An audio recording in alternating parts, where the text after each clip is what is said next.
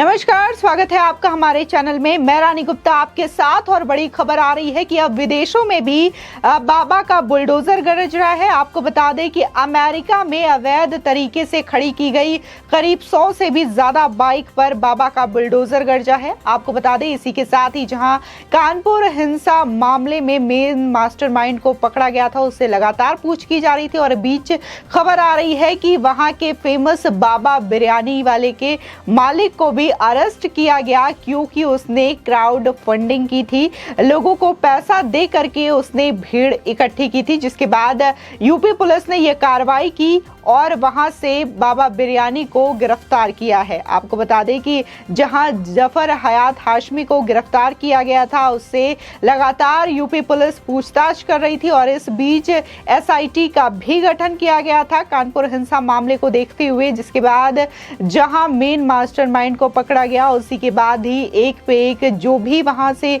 जुड़े हुए तार थे, जो मेन आरोपी थे, उनको लगातार गिरफ्तार किया जा रहा है। और इस बीच बड़ी खबर आई कि बाबा बिरयानी वाले को भी गिरफ्तार किया गया, क्योंकि उसने बड़ी संख्या में 500,000 रुपए दे करके क्राउड इकट्ठा किया था, ताकि वो लोग पत्थरबाजी कर सके और इस तरीके से हिंसा को और भी ज्यादा अधिक बढ़ा सके। आपको बता दें एनवाईपीडी द्वारा जब्त की गई लगभग 100 से भी ज्यादा बाइक और सभी इलाकों के वाहनों को मंगलवार को न्यूयॉर्क शहर के ब्रुकलिन बरो में बुलडोजर चला दिया गया था। बता दें कि यहां के मेयर एरिक एडम्स ने शहर की सड़कों पर अवैध रूप से चलने वाले वाहनों को बेहद खतरनाक बताया है। आपको बता दें जिस तरीके से यूपी में लगातार जो माफिया हैं, भू माफिया हैं, इसी के साथ ही अवैध तरीके से जिन्होंने अतिक्रमण किया है, उन पर लगातार बुलडोजर की कार्रवाई हो रही है। इसे देखते हुए तमाम हिस्सों में भी बुलडोजर की कार्रवाई की जा रही है। आपको बता दें जहां देखने को मिला मध्य प्रदेश में बुलडोजर की कार्रवाई की गई, असम में भी कई अतिक्रमणकारियों पर बुलडोजर की कार्रवाई की गई। इसके अलावा उत्तराखंड में भी देखने को मिला कि वहां पर भी अवैध तरीके से जब्त की गई सरकारी प्रॉपर्टी पर बुलडोजर चलाया गया। इसी के अलावा जहां दिल्ली एमसीडी ने भी जहांगीरपुरी हिंसा मामले पर अतिक्रमणकारियों और जिन्होंने हिंसा की थी उनमें लिप्त पाए गए लोगों पर भी बुलडोजर की कार्रवाई की थी। तो ये बुलडोजर की कार्रवाई जहां यूपी से शुरू हुई थी, योगी आदित्यनाथ के द्वारा उन्होंने सख्त एक्शन लेते हुए बुलडोजर चलाने का निर्देश दिया था, लेकिन उन्होंने इस बात का जरूर गौर किया था कि जो दोषी हैं उन्हीं पर बुलडोजर कार्रवाई की जाएगी और जो निर्दोष हैं उन पर बुलडोजर की कार्रवाई कभी भी नहीं की जाएगी, यानी कि गरीबों को नहीं सताया जाएगा। जो भू माफिया होंगे और जिन्होंने अवैध तरीके से अतिक्रमण किया होगा, उन्हीं पर बुलडोजर की कार्रवाई की जाएगी, जिसको देखते हुए बाकायदा ये जो प्रक्रिया है वो चल रही थी। और इसके बाद जहां तमाम हिस्सों पर इसकी प्रशंसा भी की गई बुलडोजर कार्रवाई की, तो वहीं अब विदेशों में भी ये चीजें देखने को मिल रही है। आपको बता दें कि अमेरिका के न्यूयॉर्क में ये बुलडोजर की कार्रवाई हुई है। वहां करीब 100 से भी ज्यादा जो बाइक है वो अवैध तरीके से पार्किंग की गई थी। इसी के साथ ही जो वहां के मेयर है उनका ये कहना है कि ये जो बाइक है अवैध तरीके से खड़ी थी। इसी के साथ ही ये जो बाइक है वो सड़कों पर खतरनाक ढंग से चलाया जाता है, जिससे कि आने जाने लोगों को काफी दिक्कतों का सामना करना पड़ सकता है और इससे एक्सीडेंट भी हो सकता था। इस वजह से इन तमाम बाइक्स पर इस तरीके से बुलडोजर की कार्रवाई की गई। आपको बता दें कि ये जो वीडियो है वो आया है, इसी के बाद से ही जो लोग हैं वो भी इसकी सराहना कर रहे हैं और साथ ही ये कह रहे हैं कि अब यूपी का मॉडल यूएस में जा रहा है, यानी कि जिस तरीके से भारत की चीजों की व्याख्या की जाती थी, प्रशंसा की जाती थी विदेशों में, तो अब यहाँ पे जिस तरीके से बाबा का बुलडोजर गरजता है, तो इसको अब विदेशों ने भी अपनाया और वहाँ के भी मेयर और वहाँ की भी सरकारें इस तरीके की कार्रवाई करते हुए नजर आ रही है। वहीं दूसरी खबर की ओर रुख करें तो आपको बता दें, वहीं दूसरी खबर का रुख करें तो बेकनगंज थाना क्षेत्र में 3 जून को जुमे की नमाज के बाद हुई हिंसा मामले में मास्टरमाइंड जफर हयात हाशमी से पूछताछ में कई ऐसे नाम सामने आए जिन पर क्राउड फंडिंग का आरोप लगा था। इसके बाद एसआईटी टीम ने 2 बार मास्टरमाइंड समेत अन्य 4 आरोपियों को पुलिस रिमांड में लेकर पूछताछ की, जिसमें एसआईटी टीम को कई अहम सबूत भी हाथ लगे जो फंडिंग से संबंधित थे। इसके बाद कमिश्नरेट पुलिस ने प्रेस नोट जारी करते हुए उनके नाम उजागर किया।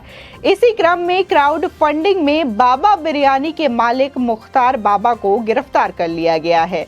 आपको बता दें, मास्टरमाइंड से पूछताछ में एक और आरोपी का नाम सामने आया जिसने क्राउड फंडिंग की थी। उसका नाम शहर के नामी बिल्डर में भी शुमार है। बिल्डर मोहम्मद वसी और मुख्तार बाबा एसआईटी और कानपुर कमिश्नरेट पुलिस की रडार पर थे। बता दें, पुलिस ने फंडिंग के आरोप में फरार चल रहे मुख्तार बाबा को गिरफ्तार कर लिया है।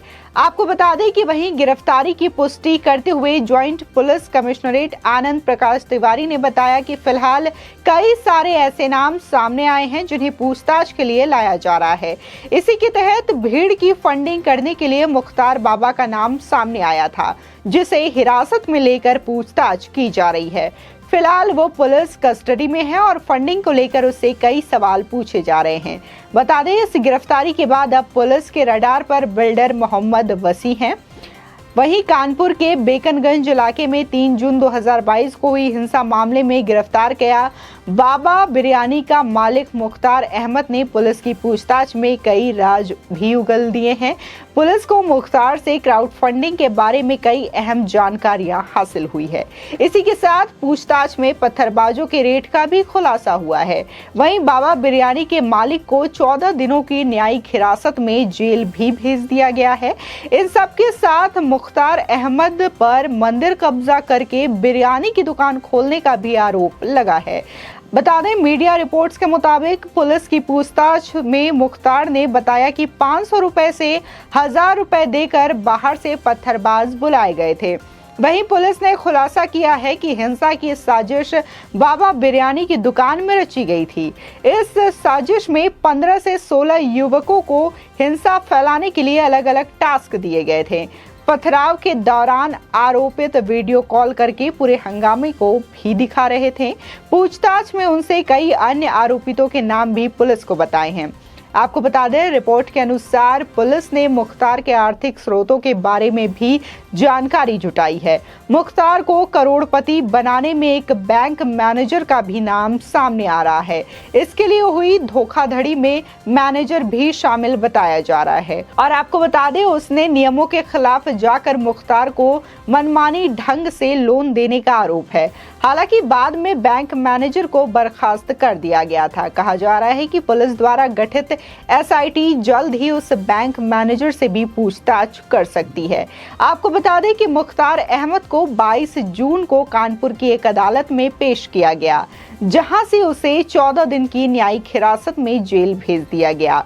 पुलिस की सारी पूछताछ की वीडियोग्राफी करवाई गई है। हालांकि शुरुआत में उसने अपनी किसी भी तरीके से संलिप्तता से इनकार किया था, लेकिन बाद में उसने अपना गुनाह कबूल कर लिया। बताया जा रहा है कि आगे की जानकारी के लिए पुलिस मुख्तार अहमद का कस्टडी रिमांड भी ले सकती है।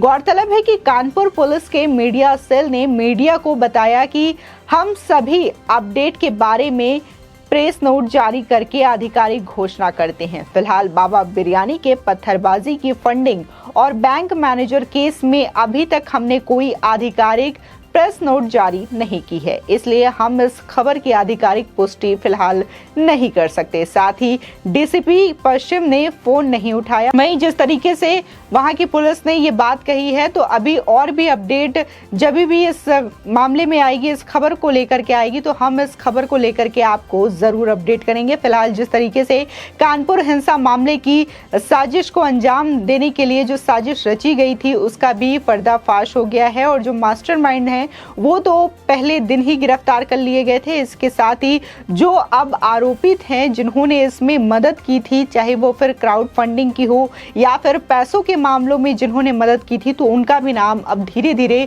पुलिस के द्वारा की गई पूछताछ में सामने आ रहा है। और जहां देखा गया कि कानपुर हिंसा के एक हफ्ते बाद भी उत्तर प्रदेश समेत कई हिस्सों में भी हिंसा भड़की थी, लेकिन जिस तरीके से यूपी पुलिस ने कार्रवाई की, योगी आदित्यनाथ ने कार्रवाई की, इस मामले को देखते हुए और जितने भी आरोपी थे उनको गिरफ्तार किया गया और उनके खिलाफ सख्त से सख्त कार्रवाई योगी आदित्यनाथ के राज में ली गई है। आपकी इस खबर पर क्या राय है, हमारे कमेंट सेक्शन में जरूर बताएं।